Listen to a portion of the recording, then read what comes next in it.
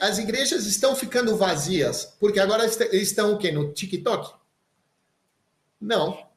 Exatamente. Alguma igreja, agora a Igreja Universal fala, não, vamos fazer o seguinte, vamos vender todos os nossos prédios e vamos ficar só fazendo Facebook, vamos fazer live.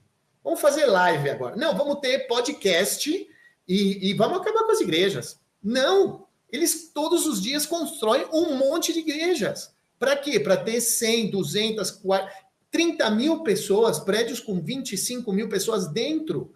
Eles não deixam a relação física, esse processo de toma dos cérebros e dos corações dos seus fiéis, porque eles agora têm podcast. Não, eles têm as igrejas com 30 mil pessoas todos os dias e estão construindo mais 100 igrejas desse tamanho, ao mesmo tempo que eles compram um meio de comunicação e ao mesmo tempo que eles fazem o podcast. E eles também têm bandas de sertanejo, de funk, de metal, de tudo. Então, eles são um grande produtor, eles ganharam a disputa simbólica das esquerdas. As esquerdas se fizeram preguiçosas, as esquerdas se acomodaram às redes sociais, aos consultores, aos gurus. Quando a esquerda estava na rua, sem guru, sem consultor, brigando, construindo, fazendo um processo, você tinha um fortalecimento, uma musculatura. Uma coisa é chegar um profissional que te ajude a ajustar o discurso, a fazer um bom jingle.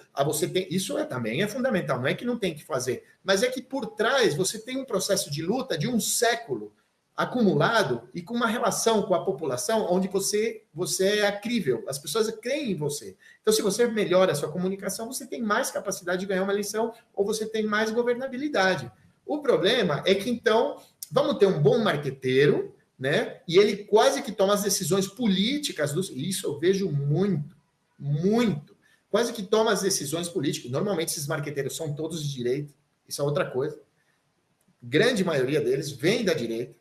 Trabalha, não é que nem técnico de futebol, que você contrata no Corinthians, depois você vai ao Palmeiras, tudo bem, ele vai ganhar. Não, ele tem informação confidencial, ele sabe o que você acerta, o que você erra, então não é simples, não é o general que um dia é contratado pelo Stalin e outro pelo Hitler. Não dá para ser assim, o marqueteiro não pode ser assim. Então, as esquerdas se acomodaram a essa dinâmica neoliberal, de direita, achando que para eles tudo bem, mas quando, na verdade, eles estavam sendo confundidos.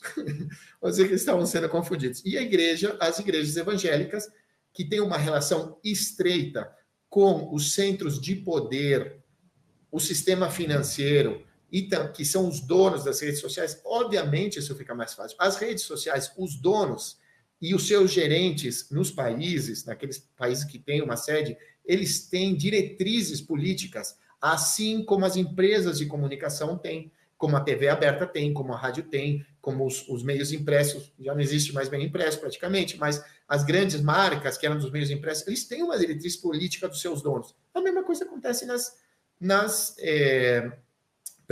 redes sociais. E as igrejas evangélicas fazem o trabalho que as esquerdas deixaram de fazer. A gente deixa, porque agora a gente fala, não, é que as novas gerações não gostam de fazer reunião. Não, isso a gente está falando faz 20 anos. É justamente o meu medo quando eu te disse as igrejas estão ocupando os lugares que nós deixamos de ocupar, né? Sim. Eu esqueci de te colocar, elas estão ocupando, nós perdemos a base e lá onde nós perdemos o espaço, elas entraram. Quer ver uma coisa que eu acho impactante? Se tu pegar a Igreja Universal do Reino de Deus aqui no Brasil, pelo menos, ela é a única igreja, ou foi uma das primeiras igrejas em que tem culto às 6:30 da manhã e essa igreja fica próxima de um ponto de ônibus. Claro. E ela tem culto também às 7:30 da noite, nessa igreja que fica próxima do ponto de ônibus. Ou seja, o trabalhador assiste o culto antes de ir para o trabalho e já desce direto, não tem que se deslocar. Não tem que pegar a missa de tal hora, não, está ali no horário que ele pode. Então, eles ocupam de forma estratégica também. Claro, não é coincidencial. Não existe, professor, não existe coincidência. Na política não há coincidência. Não há espaço vazio, nunca fica vazio. Se a gente deixa de ocupar um espaço, eu falo, nós, as pessoas de esquerda, os progressistas, alguém vai vir ocupar esse espaço e esse espaço vai ser ocupado normalmente pelos nossos oponentes nessa disputa política. E hoje em dia, mais perigoso que os partidos de direita, majoritariamente respondem já às lógicas dos pastores que são parte daquele partido, dos seus grandes financiadores, porque eles têm capacidade de bancar uma campanha muito mais do que o fundo de campanha do Estado possa entregar para um partido. Eles são os donos das gráficas, eles são os donos das próprias produtoras, dos canais de televisão, dos artistas. Eles são... O que está em disputa? O Tomás Sankara, né, o grande líder de Guiné-Bissau, um homem que admira demais, ele disse é mais difícil a gente ganhar uma guerra cultural do que uma guerra com as armas. A disputa ela é simbólica, ela é muito mais simbólica do que realmente é com as armas. Então a gente precisa, as esquerdas precisam entender isso e criar, entender e disputar novos mecanismos.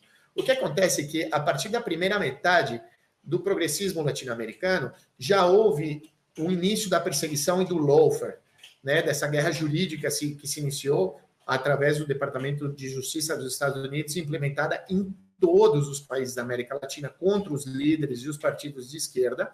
Então, os partidos o que fizeram, eles recuaram e se atrincheiraram na defesa dos seus líderes, na defesa do seu legado, né, sendo que se cometeram erros também, e também houve corrupção, e a gente sabe disso, e não tem problema a gente assumir isso daí, a gente tem que corrigir isso, porém, os partidos, em vez de saírem na ofensiva, tiveram que se atrincheirar e sobreviver nisso. E a gente perdeu muito tempo nesse renascimento, digamos, nesse repensar a esquerda e ter uma capacidade de criar um processo novo no século XXI, numa sociedade totalmente conectada pelo celular, mas que a gente precisa reencontrar, então, esses mecanismos de fazer política, de debater o mundo, de criar consciência, de formar quadros. Isso daí, o Gramsci é mais vigente do que nunca.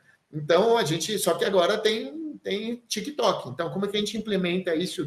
Isso que a gente tem que repensar.